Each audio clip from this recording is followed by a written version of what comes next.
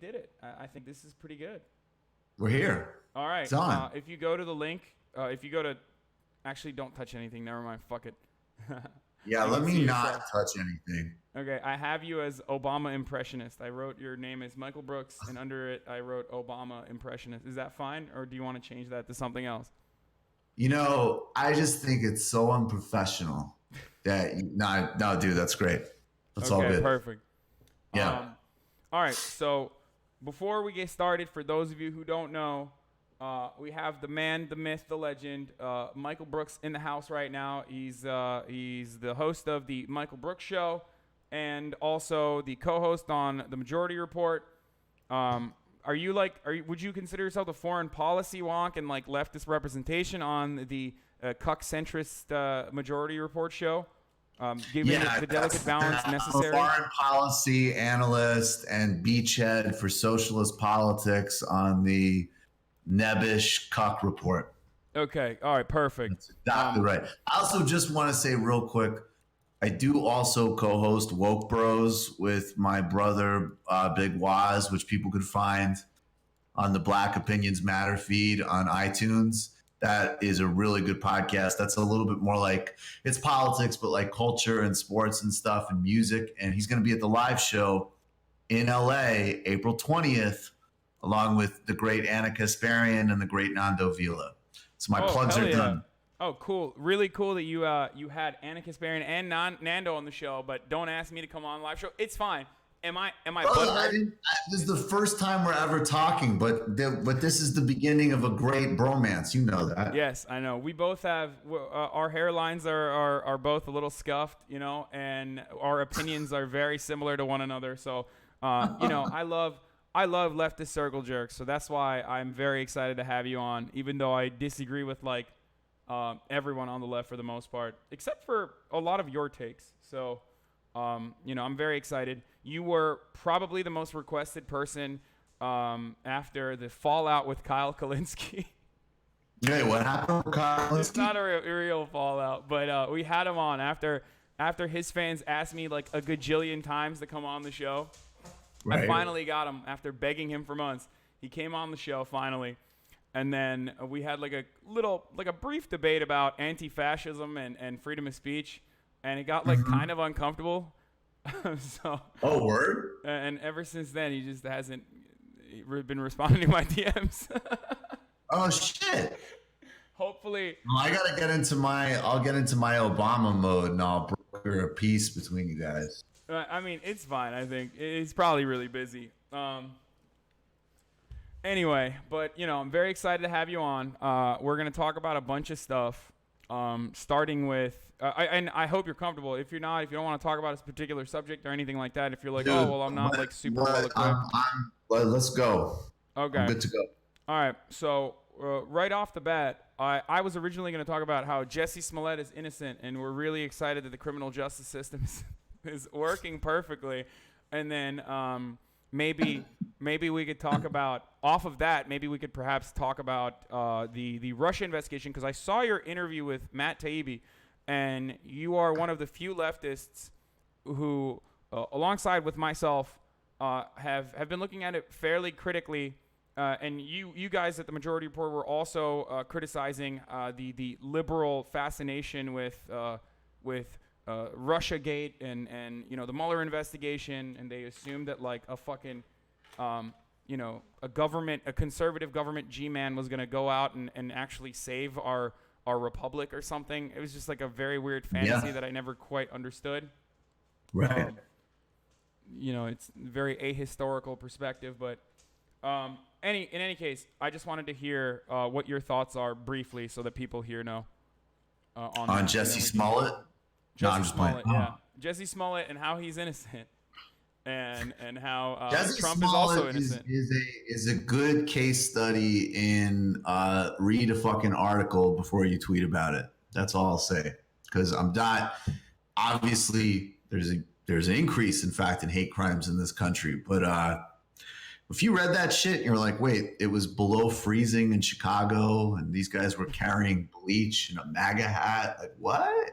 But anyways, No, I know. I was triggered because he claimed that he was craving Subway sandwiches at 2 a.m., which is disgusting. Like, if you're gonna fucking lie, I mean, if you're gonna set up a hate crime scene, at least like I don't know, at least have the decency to say something like Chicago-related, like deep dish pizza, or like who the fuck would go and who would be craving? well, you know, let me send a special love / hate message at some of my most important people and say, fuck deep dish pizza. My Okay. position remains unchanged. But yes, I agree with you. I mean, I've never look, had man, deep dish pizza. I just know that it's like a Chicago fan favorite, isn't it? Wow, people are fucking it is, freaking you know, out. and I went to Chicago. I had to do something in Chicago last year, and everybody was like, you got to try it. And I was very proud to say, like, yeah, I was there, and I did not eat that shit. So, but yeah, man, I mean, I think, like, my view on Russia is this, okay? Definitely they should release the whole report, 100%, because it's about transparency, and I'm sure there'll be some shit in there that's embarrassing. My main opinion on Russia has always been that it's like, if there is anything there, you know, it's Goodfellas, not Manchurian Candidate. You know what I'm saying? Like, it's going to be about money laundering. It's going to be about shit like that. And I do think, though, and I think, like, there actually are some differences, definitely. Like, so this isn't about trusting Bill Barr or not saying the report shouldn't be fully released, but I think the bottom line is that even if, right, like, let me stake this really radically. Even if some of the most wild Tom Clancy scenarios that people like Rachel Maddow were talking about were more true than they appear to be, I'm still going to say that the way the media related to this story and the way that a lot of Democrats related to this story was a fundamental problem, because you hit on it before. They were waiting for an outside source to save them from the crisis of Donald Trump. And I understand that psychologically. Like, I get it, right? Like, Trump really is that bad. Actually, more to the point, the Republicans really are that bad.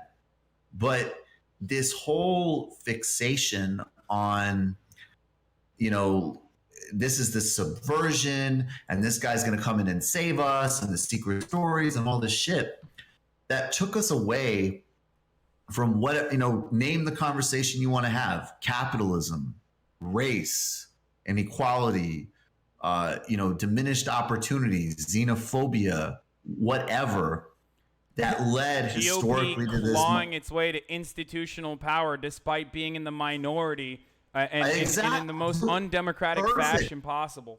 Perfect. Even that's a good democratic one. You don't even got to be that radical. That's 100% right. Yeah. Exactly. And so, you know, it's like I said with Taibbi, you know, and I stand by this line, like, the Russians didn't make a cop murder Eric Garner. And I mean that as like a stand-in for the obsession with this story was a problem in and of itself. Now, it does appear that this has been, you know, as of now, it's a flop, so that makes it even worse. The only third thing I'd add, though, where I am different from other people on the left, is I don't have any problem if you like utilize if it somebody politically. Yeah, if you want to use it to fucking kneecap Trump and it's effective, that's cool. I have no problem with it. But I don't think it was particularly effective. And I think there was, you know, in fact, as it stands now, we handed him some juicy shit to, like, go on about for the next 18 months. But that's my basic take on it. Okay. So I agree with almost every single thing that you've said, which is funny because, like, I've tweeted out similar things where it's like, it's not like Vladimir Putin's interest in the United States was, even if all the conspiracies are true, it's not like Vladimir Putin's interest in the United States were so that you know, we continuously increased our tension on our immigrant population here by advancing white nativist immigration policies, by you know, giving gigantic tax cuts to corporations at a time when they were already insanely profitable, like totally unnecessary tax cuts to corporations of the wealthy. Like, none of these are Vladimir Putin policies. Like, you can't even fucking. But these are actually the horrific outcomes of having GOP assert power and dominance and control over the American body politic. So, you know, and more importantly than that, our system is already insanely fucked. If a couple $1 million in ad spend could you know, sway the American population to vote for a syphilitic, narcissistic hack and an outright failure, fucking fail son, real estate dipshit to defeat the best possible centrist candidate that the Democratic Party was 100% behind. So obviously our institutions are fucking broken, and it's time to enact some drastic changes rather than serve up the same style of candidate but just in a different shade of color like Kamala Harris, or potentially even worse than that, put up like serially abusive and creepy Joe Biden in an effort to return to normalcy. Actually, I have a question for you. You think you believe the syphilis theory of Donald Trump? I just like to say it. I think he is, his brain damage is like, I don't know if it's because of old age, but he is becoming increasingly more deranged. I'm not gonna steal this from Felix. Like, I'll give him this. I'm on the Felix Biederman camp, where I think the best way to track whether Donald Trump's mental faculties are intact is by looking at his comebacks and looking at his like snippy, you know, name calling, and they're not as good anymore. I mean, what did he do? He had one. He had two in the last. So like the best ones he had in the last 8 months were he had a tweet like 7 months ago, because John Kerry was like coming out being like, hey, what the fuck? Like, everybody gets to pretend that they might run for president. Why am I not getting any shine? So Kerry was like, I might run. And Trump tweeted out, and this was definitely one of those ones, because you're absolutely right. He's fallen off his game. And it was like watching like a guy who had just like tore up, I'll use a tennis analogy, like he just tore up the tour for a year and like won like on all 4 surfaces, all 4 Grand Slams, and then just fell off and dropped out of like the top 50, which is basically what it's been like with his insults. And then you saw this tweet and you're like, oh shit, he's still got some left. Because he tweeted out, he's like, I heard that John Kerry might run for president. I should be so lucky. And then he wrote, but the 2020 Democratic candidates are shaping up to be really good, ... for me. Oh, God. I was like, fuck yeah, dude. And when he called Biden a very low IQ individual a couple weeks ago, and the thing he said about Howard Schultz, where he's like, self-described, not the brightest guy in the room, Howard Schultz doesn't have the guts to take me on. I was like, all right, sort of. I don't know. I feel like his mental faculties are like, I think we're gonna have a Reagan-style second-term Trump if the Democratic Party doesn't get its shit together, which it doesn't seem like it's going to get its shit together. We can talk about that in a second, but I just wanted to add. I wanted to ask you a question, because my perspective on the Russiagate stuff is that I called out the hysteria quite frequently. I talked about certain facts. I think the investigation was absolutely warranted given the facts that were presented, and anyone who's saying that it was not is being intellectually dishonest. But even beyond that, now that the report has been released to Barr, and then we have like the 4-page memo or whatever from Barr, I think the Democrats should do everything in their power to continue to use this and milk this politically, but just move away as quickly from the election meddling as possible. And I think that was the single biggest tactical error that they made. I don't have any issue with conducting long and very expensive investigations into the president, because that is precisely a Republican move, and therefore it is a smart move. It's a tactical decision. Look at what the fuck they did with Benghazi. Benghazi took more time. Okay? The Benghazi investigations concluded that there was no wrongdoing. Shocker that the government did not find any wrongdoing with other parts of the government. And yet it was a longer investigation than 9/11, and it was a longer investigation than Watergate and the JFK assassination combined. And the only reason for why they did that was because they wanted to attack Hillary Clinton, who's terrible, and you know, obviously we're not big fans of her or anything like that, but it was obviously a political move to weaponize that investigation, and it absolutely I thought you worked. liked her. What? Really? I'm just fucking with you. Oh, No, okay. Holy Yeah. shit. I don't know, because a lot of people conflate my views, which are very much further to the left than the rest of TYT. So that's why I'm like used to people always being like, well, Yo, your my uncle. I know you're not. And my okay. girl Anna, she's not. I don't think. Yeah, I mean Hillary. That's no one's really messing with Hillary. But yeah, no, I agree with you, man. I think if they can use it to their advantage, they should. And I think the way you do it now is definitely saying that, like, release the report for sure. And at the same time, look, I basically tapped out of this like 2 years ago and have had almost nothing to say about it. I mean, I've said definitely, I've done the, like, for a long time, I've done the Rachel Maddow, like Russia, Russia, Russia, Russia, like, all right, whatever, it's ridiculous. And I agree with you, like the idea that, it's complete figment of our imagination. Like, no, there's something like, and again, the reason I see that it's something there is because I'm looking at like the dumb shit, like the Don Jr. meeting, which isn't like some great like thriller shit. That's just like a fucking dumb kid who's part of a sleazy family who sees some opportunity. But whatever, cool, investigate it. But yeah, they should definitely pivot off of it.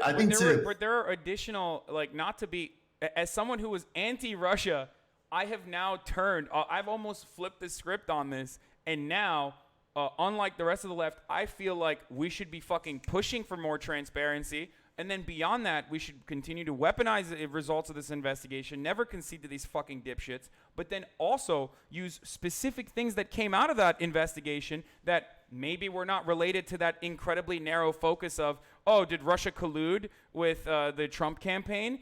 And focus on campaign finance violations. Focus on the Michael Cohen testimony. Like, these are also things that you could 100% hit our obviously criminal fucking president on. And it's well, dude, that was the mistake from the beginning. Like, if you framed it as like the fucking Emirati connection, the Mercer family connection, the everything connection to Trump, I do think, though, a big reason why some people wouldn't be inclined to do that is because if you opened it up to everything, then you're going to implicate basically everybody besides Bernie Sanders in some way or another. I know. So, which was that's incredible. why they didn't want to do that. But I think Tony like Podesta, who got like a plea deal or something, but like he was directly related to Paul Manafort. I mean, they fucking worked together, didn't they?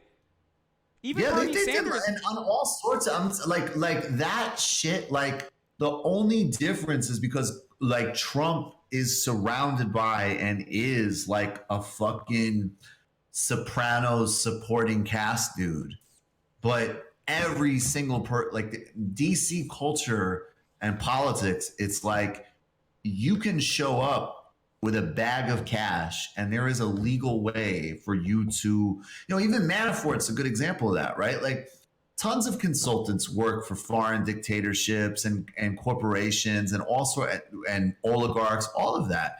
The only difference is that dude also insisted on major fucking tax fraud and all these other things, which, by the way, he would have gotten away with if he didn't work for Trump. But like, there's plenty of people in DC who do the same shit. It's just they fill out their forms properly. Yeah.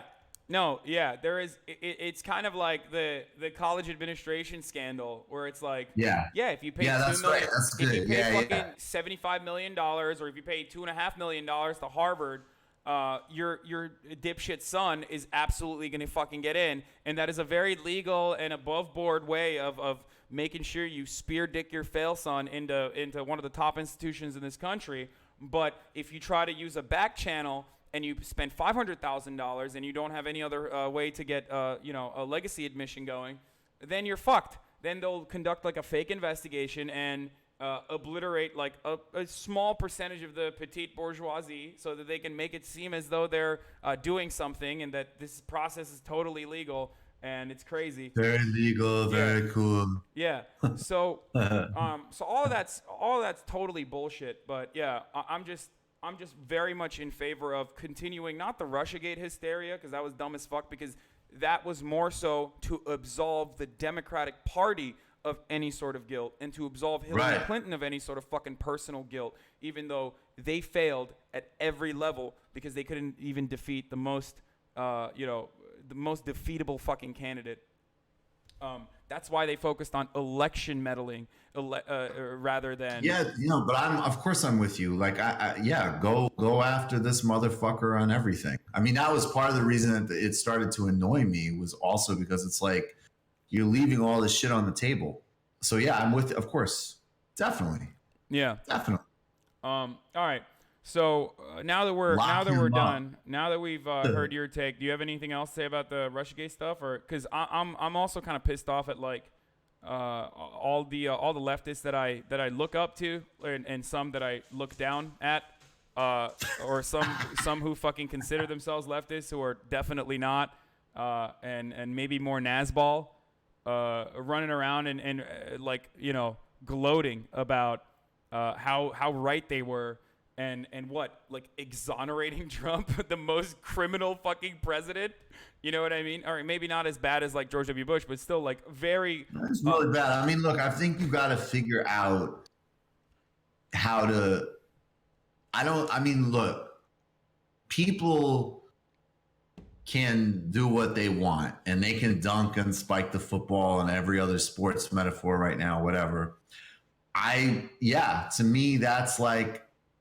And I agree with you, and I'll be like you. I'm not going to name names. There's definitely people that I know and have a huge amount of respect for, but I would never in my life, talk to Tucker Carlson in a way that wasn't a fight.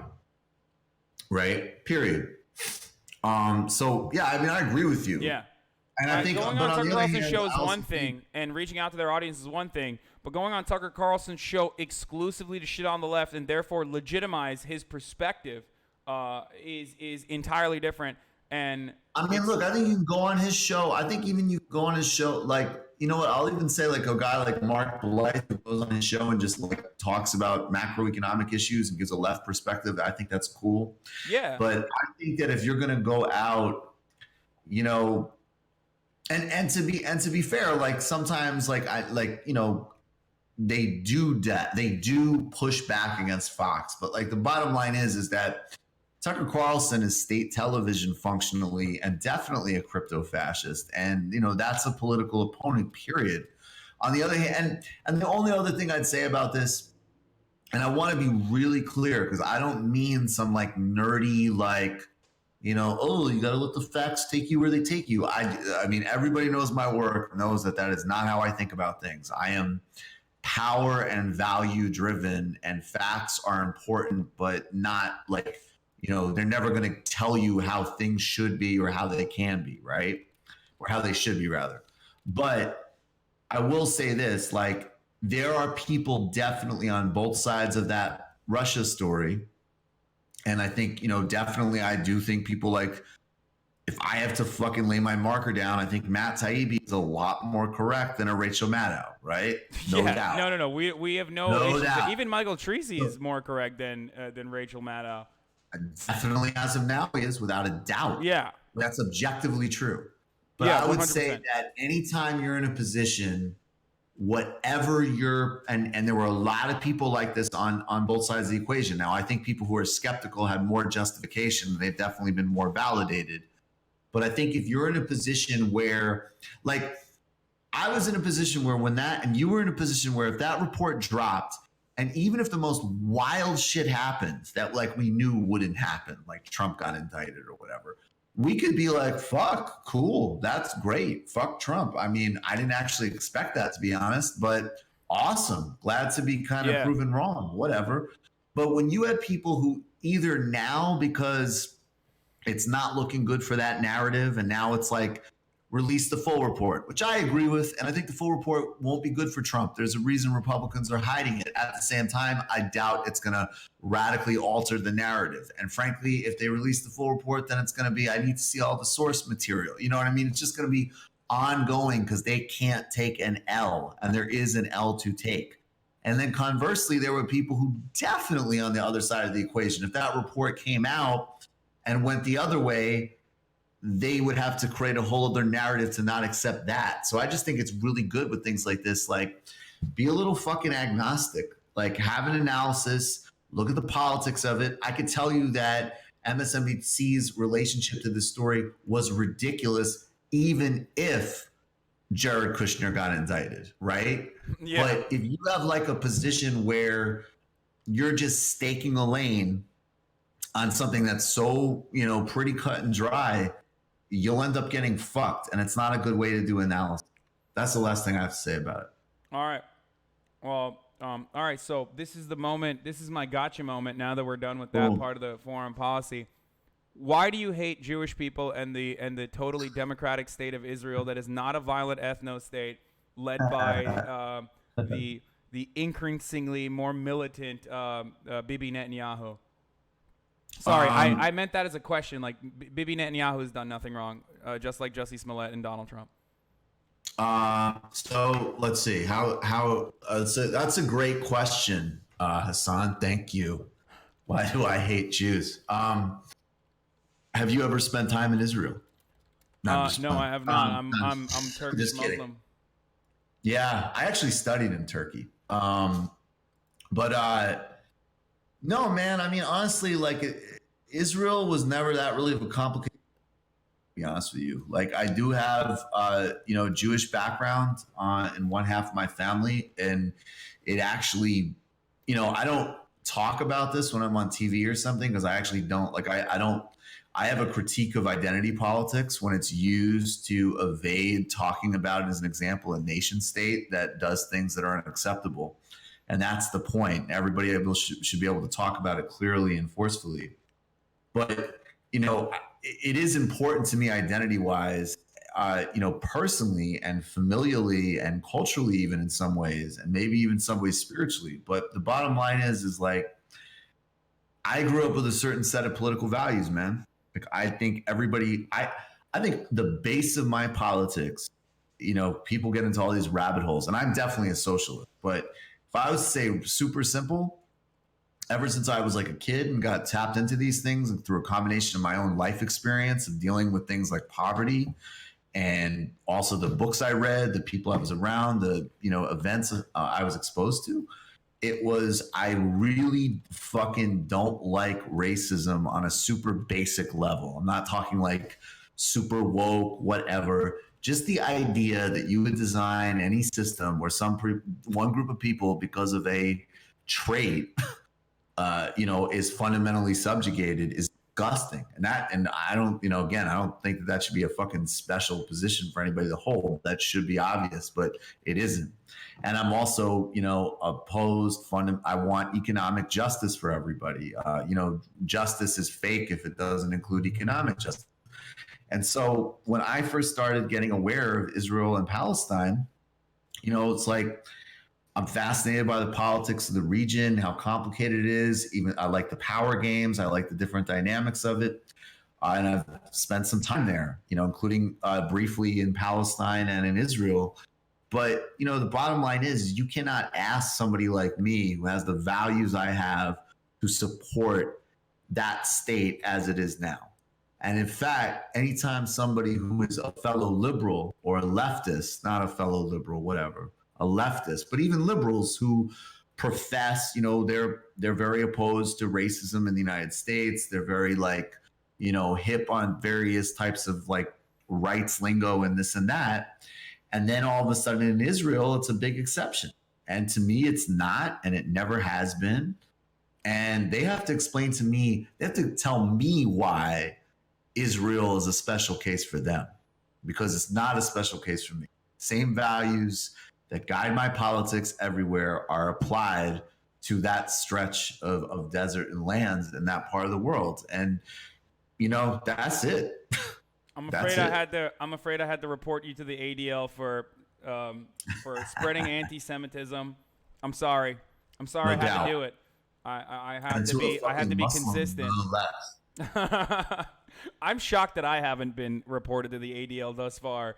But probably because the platforms that I routinely criticize Israel on have actual partnerships with lobbyists and the state of Israel, and literally routinely take down Palestinian, pro-Palestinian Facebook groups, and also censor my videos that and like this is not a conspiracy theory. Like they literally censor my videos that I've done on Israel. So that's probably why the ADL hasn't caught wind of my my perspective, even though they are both good and bad at times. But I think they overreact a little bit when it comes to the criticism of Israel is the same as anti-Semitism. So, I mean, anti-Semitism is a totally real thing, and 100%. also, and you know, and to me, like one of the reasons that I'm very wary of the misuse and cynical deployment of wokeness and this and that to advance bad politics is because this is the shit that I grew up arguing about Israel. You know what I mean? When I would say like, hey, like, of course nobody should be harmed. We're not talking about attacks on Israeli civilians or anything like that. We're talking about justice and rights and democracy and freedom of movement for everybody there, period. And people would hit me back with like, yeah, but have you ever been there and been in that community and this and this and this and this identity shit? Nah, fuck that. No.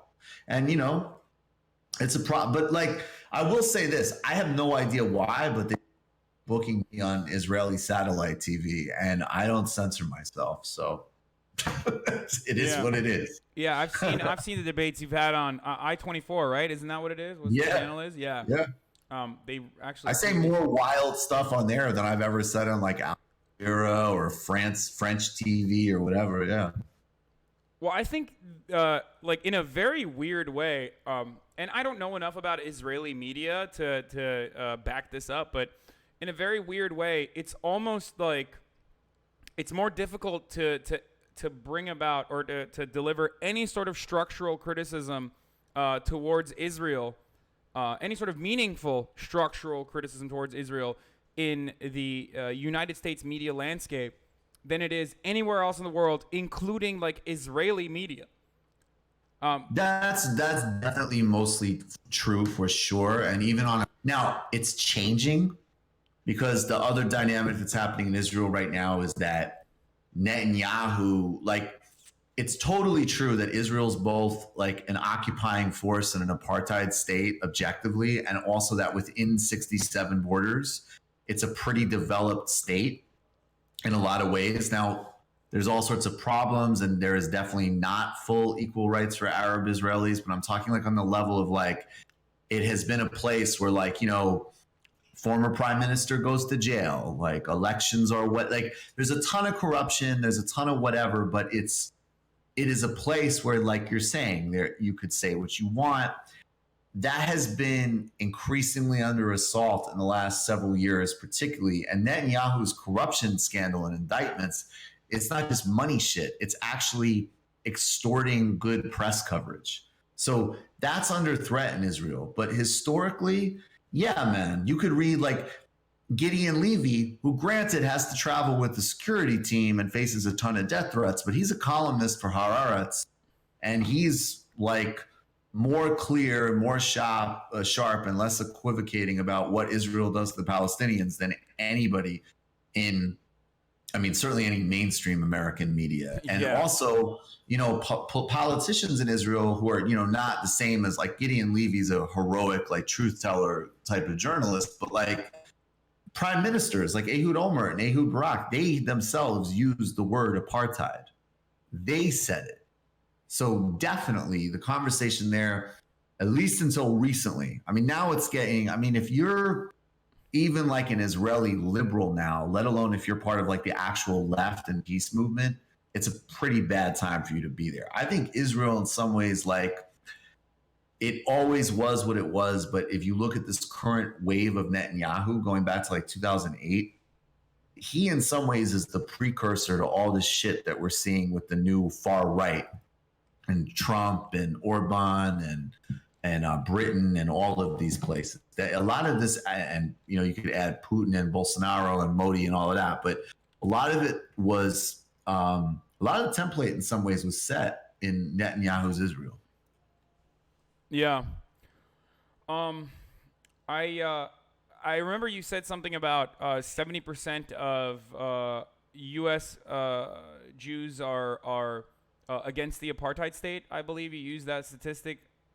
Well, they're against the So what They're I was against doing, the occupation. Sorry, yeah. they're against the occupation. So I would definitely say that 70% of Jews do not have like my position, which is I think we need to figure out a way of having a full continuous state that is democratic and safe for everybody. I don't know how you do that, but I have the same perspective as well as you, and mine. Yeah, and I think honestly, part of the reason is just logistical. Like you literally can't create a two-state solution because the settlements, right? Like it's impossible. So in fact, ironically, it would actually be a legitimate humanitarian problem to take that many Jewish people out of their homes now, right?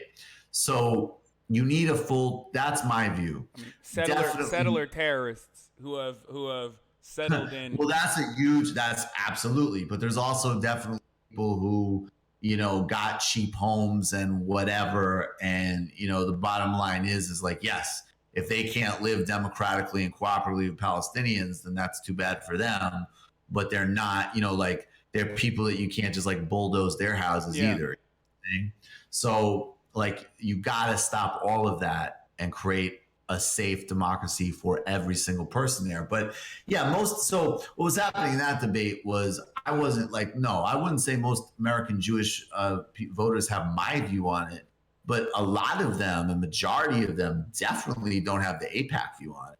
And so what that woman was doing in her, fascist claptrap was basically trying to say first of all, if you don't support Netanyahu, you're anti-Semitic, was basically what she was saying. So I was like, look, we could run the fields from me through even total centrist, whatever, like J Street, and you. And I didn't say this because I don't really play these games, but frankly, like you as a fucking Gentile in Colorado are lying and don't know what the fuck you're talking about. Yeah, she's a man brain. I mean, we all know how Netanyahu loves to rub shoulders with people who are definitely not anti-Semitic. So, word. He just, I mean, it's quite apparent at this point that he just doesn't give a fuck about anything. He just wants to take over as much land as he possibly can, and use that militancy to secure as much political power as he can in a similar fashion to how he rose the political power, right? So he's just continuing on that trend without any care for the lives of the Palestinians and the Israelis that he's putting in danger. So no, I mean Netanyahu is definitely an extremist authoritarian leader, and that's actually a good example of like making some distinctions, right? And the parties that are rising up are even worse than he is. Yeah. What's that chick who was like to the left of him back in like the 90s, but is now further to the right than Netanyahu? I don't know. I don't know. I mean, there's a lot, but I know, like, as an example, like a guy like Ehud Olmert, he did an incredible amount of damage to Palestinians and Lebanese people when he was prime minister. And that's, any conversation about him has to include that. And on the flip side, he definitely, and he was a two-state guy, obviously. He's a good, Israeli patriot. But that dude is like, if you can't see the difference between how he spoke about Palestinians and what he said needed to happen versus Netanyahu, you're not seeing there's the big picture reality of what it took to create the state of Israel. And then there's the smaller, shorter frame of this shit has really expanded in the last 10 years in a wild way. Yeah. But I mean, if there's only one little positive note on this is that I feel like, and you guys have done incredible coverage on this issue as well. I think I highly recommend the Majority Report coverage on Ilhan Omar in general.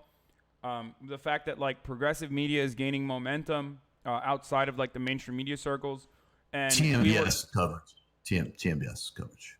What? TMBS as well, of course. But Jesus, you fucking crazy.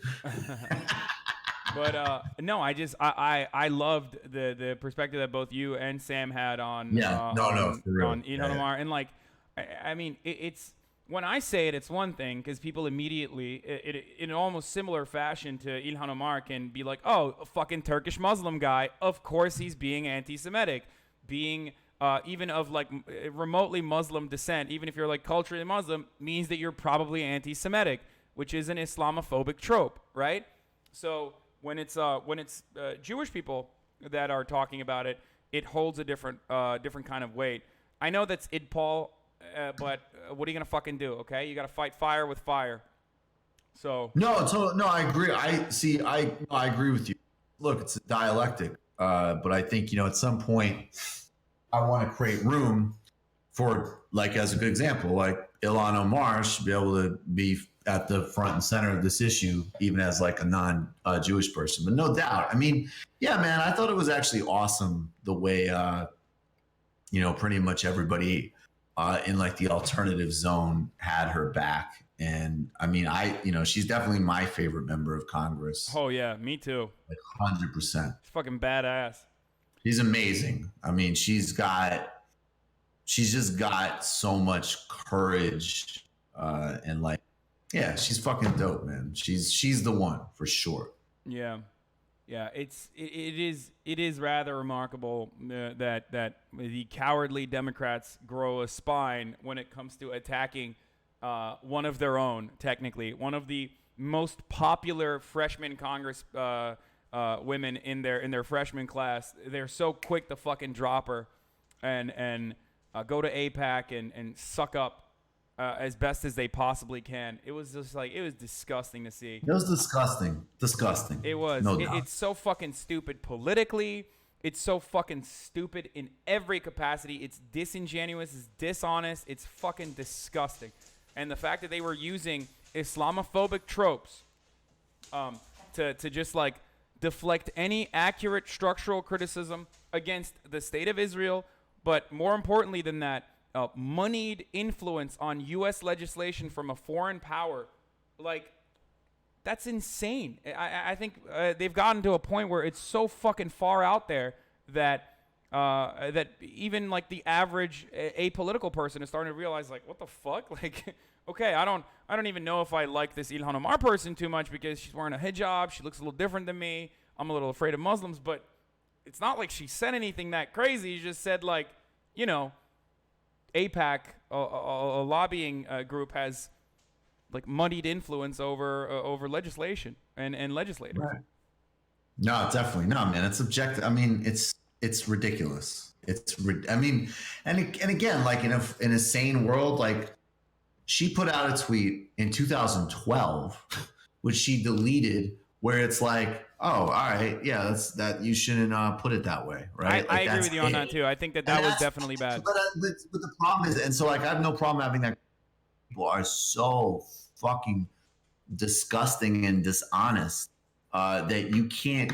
That's another problem with. I mean, in this case, just like the attempt to politically assassinate her by these people. So you got to just fight that. But also sometimes I think like people are so reactive and non-strategic that you can't sometimes just have like, you know what, we could just like, and everybody could get better because the intentions here are good and people can figure this out.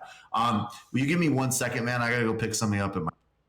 Yeah, go ahead. We can take a quick break. You're fine with like staying on, right? I don't want to like take up more of your time. I can stay on for take a break and then like another 15 minutes or so. Okay, perfect. All right, we'll be back in a second. All right.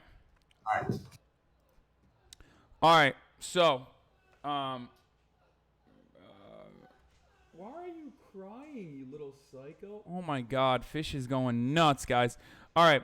So Michael will be back in a little bit. But I hope you guys are enjoying that conversation. Fuck, we haven't even gone to like the IDW stuff. So I'm going to quickly move forward with now that we're done with the Israel part of the conversation, I'm going to quickly move forward to the intellectual dark web stuff because he's done a lot of research in this field. And I think you guys will all appreciate us, shooting the shit on, like, our favorite intellectual grifters, like Ben Shapiro and Sam Harris, which I've heard him talk about a lot. He also debated Sargon of Akkad, so we're going to talk about that.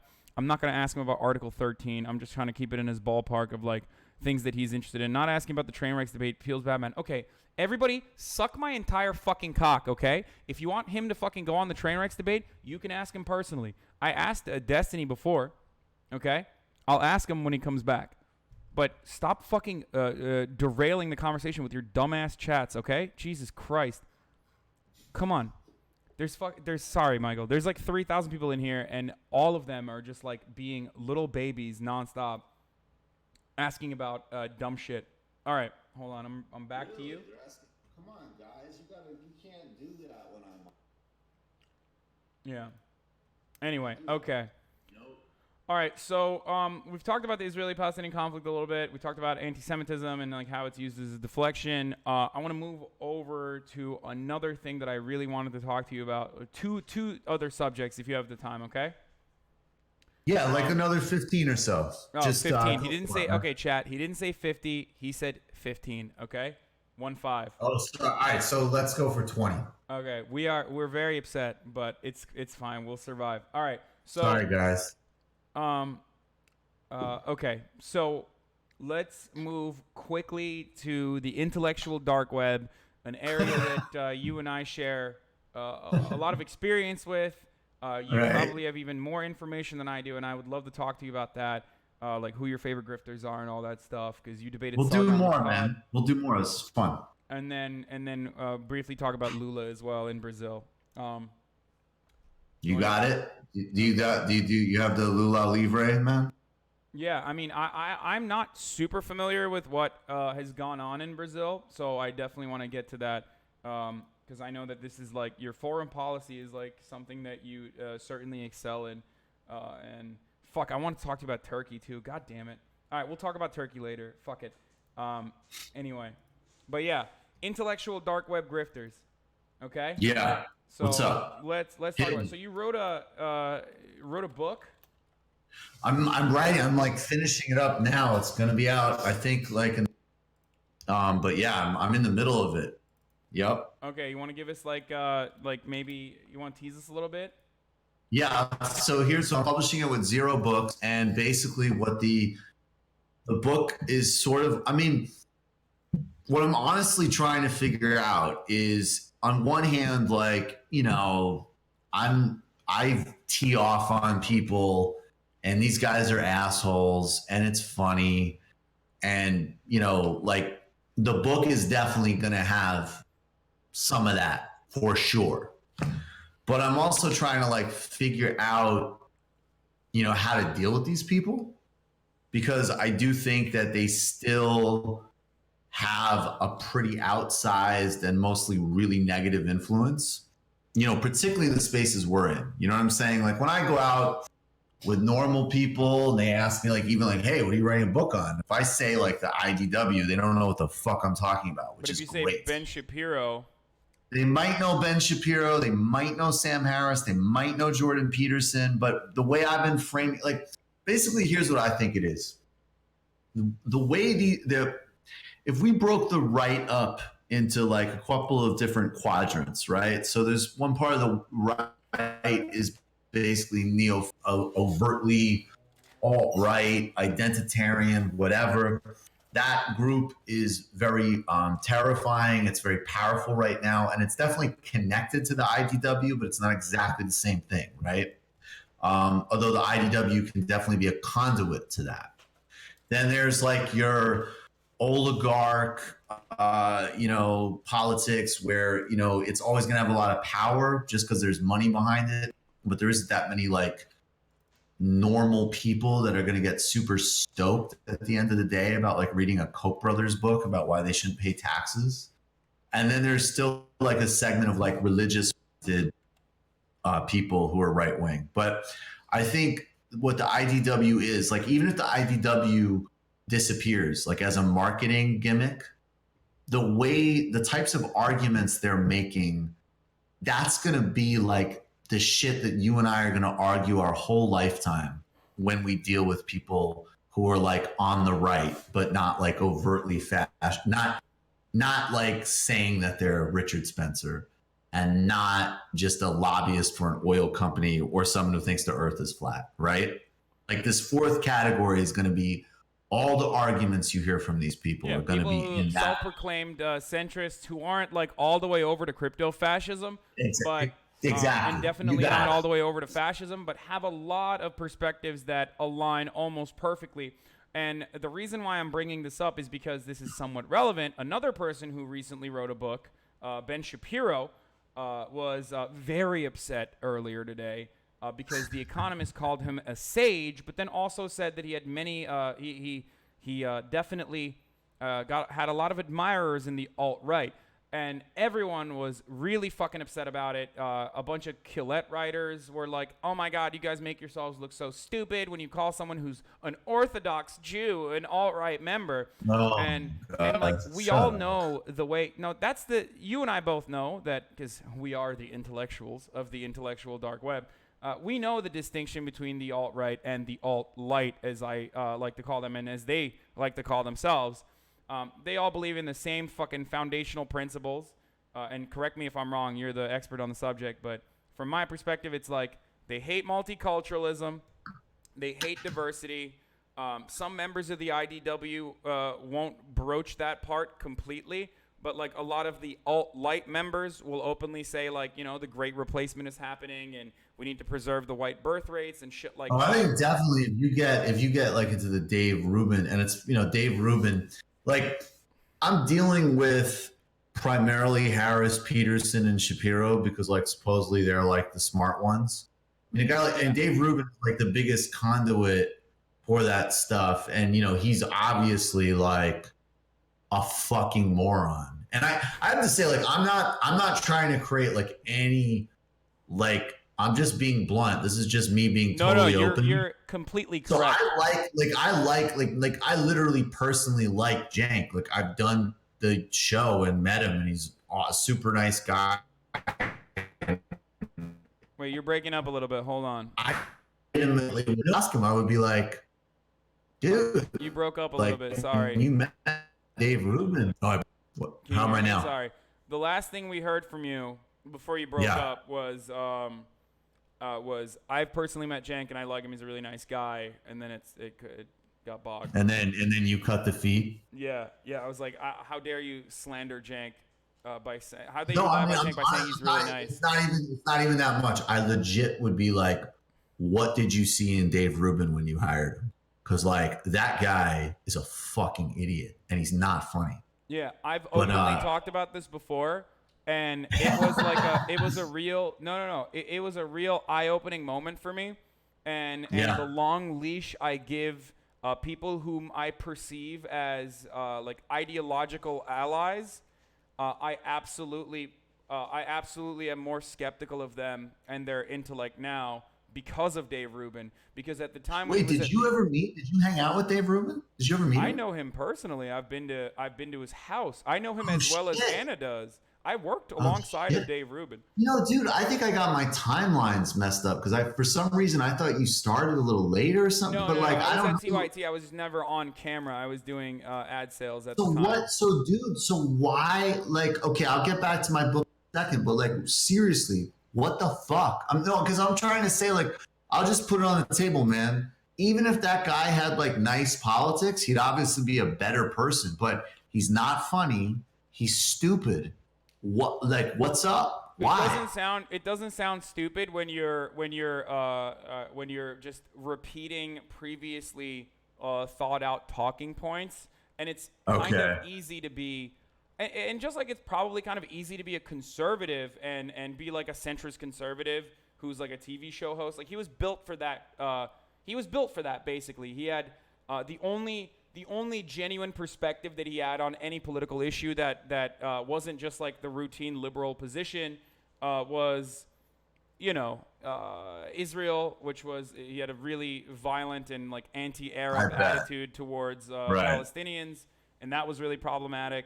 But beyond that, he just like kind of repeated like, this is racism, and like Republicans they hate the gays and all that stuff, and honestly, it's when someone is just saying that, and you've heard it so many fucking times, I guess you don't really consider it to be.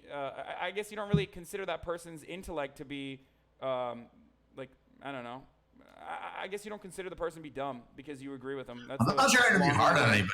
I watched that. I was wrong. I'm saying, I admit. I said this before. What you're saying is mind blowing.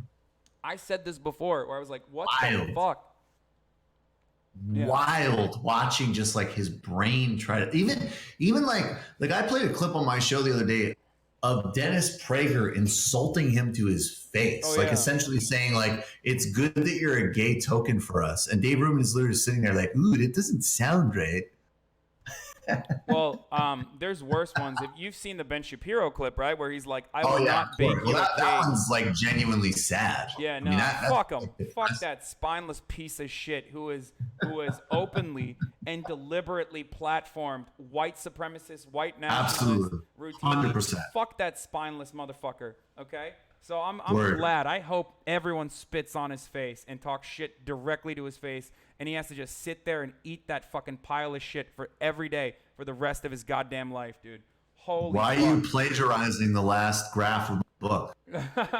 You're like, so I was talking about, Sam Harris, and then I don't know what happened. I blacked out, and I have like, I blacked out, and I have actually, if I was writing my Sam Harris that would be how the chapter would end. But what I'm doing in that book though is I'm saying like the basic difference between the left and the right is that the left uses history to try to understand how the world actually works and make it better, and the right uses mythology, whether it's science or religion, to just try to naturalize and make like, well, you can't do anything about inequality. That's just like the rain. Yeah, that's just human nature. Look at all these stories. You can't do anything about racism. Some people have worse brains than anybody else, right? And that's like, incidentally, that's a brave thing to say, even though that's like been the dominant attitude of imperial history. So what I'm doing is each of the chapters, I'm explaining how all of these projects fit to mythologize instead of use history. And then in the concluding chapter, what I'm doing is I'm saying like part of people is definitely like getting back to material problems and like work from Marx and dealing with like people's actual needs in late stage capitalist crisis, which we're in. That's not just like verbiage to me. And then I'm also trying to circle the square on some of the arguments about things like identity, where it's like, instead of just like, undoubtedly they're racist and sexist and all the rest of it, no doubt. But I also think that like shallow kind of like woke moral condemnation politics isn't going to do the job. And what we actually need to do is build like a genuinely global and really build like as an example, when somebody says like West is best or some bullshit, and the response is like, I don't read Dead White Men. That's not like, the real answer should be, that's all. Because first of all, like if you go to ancient Greece, I love this fucking example. And I don't know that about Greece, to be honest, but I know this example, right? The like certain like pseudo woke thing is like, oh yeah, dead, whatever, right? Wait, and then you're like cutting out again. Sorry, can you repeat that? You say Greece? I'm cutting out again. Yeah. All right, go on. All I'm saying is that when you go to ancient Greece, the Western chauvinists will tell you that like the Greeks are the founder of this unbroken thing called Western civilization, which I will show in my book literally does not exist. And you could read plenty of people who will show this to you, like Anthony Appia, who are like actual academics and philosophers.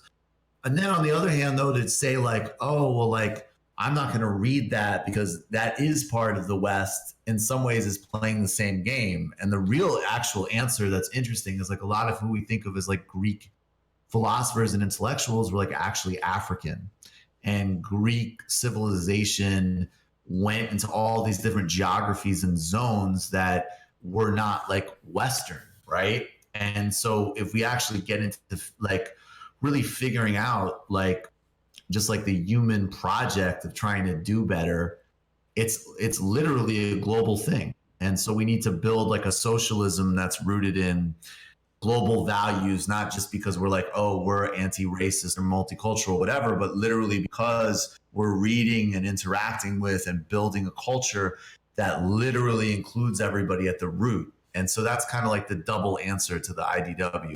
Both like you're wrong because you're ignoring history and like the actual material problems in people's lives. And you're also actually wrong on the merits of all of your cultural shit because you don't understand how this actually works. We have a better answer. So we can do more than just say that you're fucking, racist hucksters, which they mostly are, and actually provide like a better answer that will appeal, to people that might have fallen into that rabbit hole.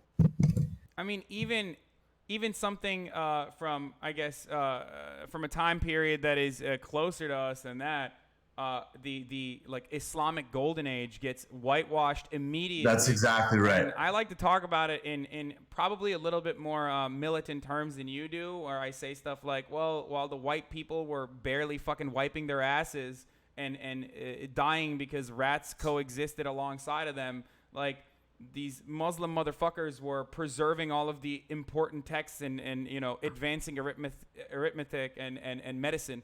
And you wouldn't have any of that shit if it wasn't for globalization, by way of war, and most importantly by way of trade, and actual thinkers of those times preserving those texts and having a back and forth in the true marketplace of ideas, right? Well, that's literally true, right? Like, wait, you're you're I don't know what's going on. All right, you're back. Sorry. I don't know what's going on. I'm sorry. But yeah, that's exactly right. And another dope example of that that I use in the book is Amartya Sen, who is an Indian philosopher and economist. He just died, I think, like a year or two ago. But he was actually a pretty big influence on me. I used him for my thesis undergrad. And he had this thing where in the 1990s, there was this thing called the Asian values debate. And basically these like dictators and heads of state in places like Malaysia and Singapore were saying like, hey, like, yeah, we fucking cane people and like, like throw people in jail for like spitting on the street. And we don't have a free press, but it's like, because we have Confucian values, like we have our own value set. Don't try to like fucking impose Western values on us. Right. And then there was a bunch of people in the 90s, definitely basically saying like, these are Western values and we did create them and the rest of the world should fucking catch up and take from us, right? And so what Amartya Sen did was like, you people are both full of shit because first of all, there is no unbroken West that created these values. These values have showed up like every civilization on earth has had a push for transparency, for rights for people, for open dialogue, including, by the way, to you like fucking dictators. If you read the Confucian tradition more broadly, you could actually see that there's plenty of stuff there that argues for accountability of the powerful to the people and things like that, right? So he basically canceled both of those arguments. And I actually think that's the kind of move that we need to make more and more. Just embrace, like, we don't need to be defensive at all. Like, there is a global culture. We just have to fucking engage with it. And that's why I do so much content on my show about whether it's, African revolutionaries or Asian intellectuals or Latin American movements or vice versa, because it's already there and we just got to build off of that and do better. And by the way, when you do that, you're a more interesting person. You're more fucking you're just better. You're better equipped to organize or party or whatever the fuck it is you want to do. Yeah. Have you thought about, aside from the book, which unfortunately most of the people that you're probably trying to reach, because I think you and I have a similar perspective on this, and like Kyle Kalinske, like you want to reach out to people that are sucked into the rabbit hole of the IDW, and then therefore the pipeline towards the alt-right radicalization pipeline. Right. You know what I mean? On the internet. Yeah. Is there a way that you try to reach out to these people, or kind of like provide like a necessary counter arguments or a counterweight to like the really basic historical revisionism that Stefan Molyneux meme, for example, which Stefan, how do you fucking say his last name? Molyneux? I don't know. Molyneux? Anyway, whatever, that fucking asshole. He tries to tie popular culture with like historical revisionism in an effort to make it seem like white culture has always been superior, and Right. it's just, I mean, it's really accessible, and it corresponds to personal biases that a lot of like increasingly alienated young men might feel in, like you said, late stage capitalist society. But beyond that, what's really terrible, and this again ties back to Ben Shapiro and the IDW grifters who enjoy mainstream success on top of everything else, unlike the other fascists, is they kind of piggyback off of the existing white supremacist attitude that is pervasive in a lot of Western culture. I think that sort of, no doubt. Yeah, that like white hegemony has always been built into the system, which is precisely why these people can say more politely that, you know, blacks are inferior without actually saying that. Well, black people are man, inferior. there's a big component of it where like the whole game is like, hey man, like, hey, like it would be like if you went to a trainer or a doctor and they were like, I've got really bad news for you. You're not going to want to hear this. This is tough, but I just got to tell you the truth. And the truth is that in order to fucking, you know, like achieve your fucking body weight goals and look the way you want to look or protect your heart health, what you have to do, and you're not going to want to hear this, is sit on your ass and eat donuts all day. Like that's right? They're really uncomfortable truths. And they confirm basically all of your pre-existing biases. You know what I'm saying? A lot of people in the chat just got very upset at you for breaking the news to them. Okay, just so you know. I'm sorry, guys. I'm sorry. You're shitting on Twitch culture right now as you speak. First of all, I don't even know what Twitch culture is, but it's all love. But the other thing is, but I guess to answer your question, I think, I mean, I don't know what your experience of this is, but I think unlike with politics, like in electoral politics, I spend a lot of time telling Democrats, like, don't fucking worry about some mythical, like, person in the middle, like that barely exists, and you got to figure out your coalition and deliver for them and get them out. I think actually, weirdly enough, in like our spaces, there legitimately are some people that are like those swing voters almost. So when I think of it, to me, like a book like this is actually, if it's successful, it will provide like some really good blueprint and strategy for the left, which is actually what I care about most. And then it might make somebody who's deep in that rabbit hole, hopefully take their confidence a little bit. But then if there's even like 10% or 20% who reads the book and is genuinely like, I kind of like those guys, but let me see what's up with this, then those arguments will be compelling to them. And I do have anecdotal evidence, get, you know, occasional messages or whatever. I'm not saying a ton, but also like not just one or two or three of people who are like, hey man, like I really like so-and-so, but I saw, you know, like, and usually, to be honest with you, it's some combination. And I think especially because it is a lot of men. So just to be real, it's like, sometimes it's like I understood that, yes, like they don't know what they're talking about. They actually are promoting bigotry. But usually the first door in is always just like, well, I like that you like dunked on them, or I like that you like didn't care.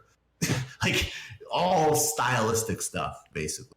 Yeah, no, rhetoric is incredibly important for a lot of these people, if not all of them, with like very few exceptions, because one, rhetoric is just way more accessible than like wonky shit that you can talk to them about. Even though, and it's certainly more accessible than getting to the root of it and like genuinely having a conversation about like historical materialism. And the reason why, you know, black people still have a harder time because they were in an intergenerational like poverty stranglehold for decades, and how capitalism has accelerated that and all this other stuff. You can't have that conversation with someone who's just simply blurting out talking points about how affirmative action is racist because, I'm white and I just want to go to college. Like, what the fuck? You know what I mean? Right. It's much No, totally. easier So like for some of these people, like I do, yeah, totally. And so for some of them, there's no doubt that just like, I mean, it's the easiest one, but like with like, hey guys, I'm interested in ideas. Like it's like, really, this is someone you actually want to follow? You don't think that's embarrassing? Like I think that style does matter, and we got a lot of it. Should use it. Yeah. All right. Anyway, I don't want to keep you any longer. I'm sorry. Do you have to go, or do you want to talk about Brazil really quickly? Literally 5 minutes. Okay. I can go 5 more, and then like I know that's like the most passionate. I'm like 10 minutes late, so that's cool. But okay. So 5 minutes is cool. All right. Well, this was really, dude. This was dope as shit. And I'm really glad that you came. I want to put that out there. If you had to run out of the door, I just wanted to make sure that. Oh, dude, it's my pleasure. This is great. We'll do more stuff. Let's talk about that. Let's talk about Brazil and what you were able to accomplish with some Congress people recently. Well, I would say, I mean, it was generated by a bunch of other people. Definitely played a role in it for sure. To get a letter that was signed by about 30 Congress people, basically, first of all, just expressing concern about like the broad assault under Bolsonaro on indigenous people, on labor unions, on LGBTQ people. Also, definitely, certainly the stuff on labor and indigenous people. Absolutely at the behest of U.S. and Canadian corporations, no doubt. And also saying, which is true, that Lula da Silva led all polls and almost definitely would have beat Bolsonaro if he wasn't put in jail with literally no material evidence, just a plea bargain from somebody else. Sorry. Never mind. It's back. All right. We just lost your camera for a second. I just wanted to inform you, but it's back. All right. Oh, it's good.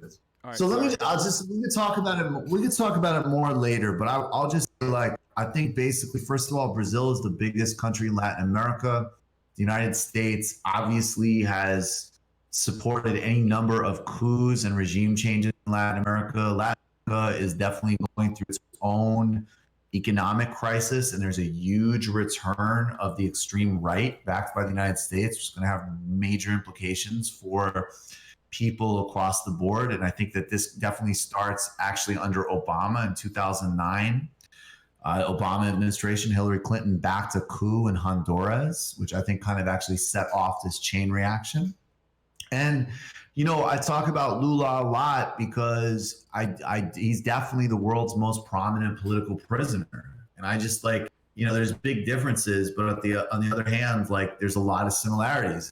If we were doing what we did in, the 70s to 80s, it would be crazy if we weren't all talking about Nelson Mandela or the people from the ANC put in prison. And, what's depressing is that this dude did go to jail in the 80s to bring down the Brazilian military dictatorship and then was president from 2003 to 2010. And he brought 40 million people out of poverty. He's also a really charismatic dude. And I think it's an inspiring story when a guy who grew up illiterate, lost fingers because he was a laborer, never went to college, rises up as a union leader, and then becomes one of the, objectively of our century, he's the most successful president of our century. And he's a fucking bull.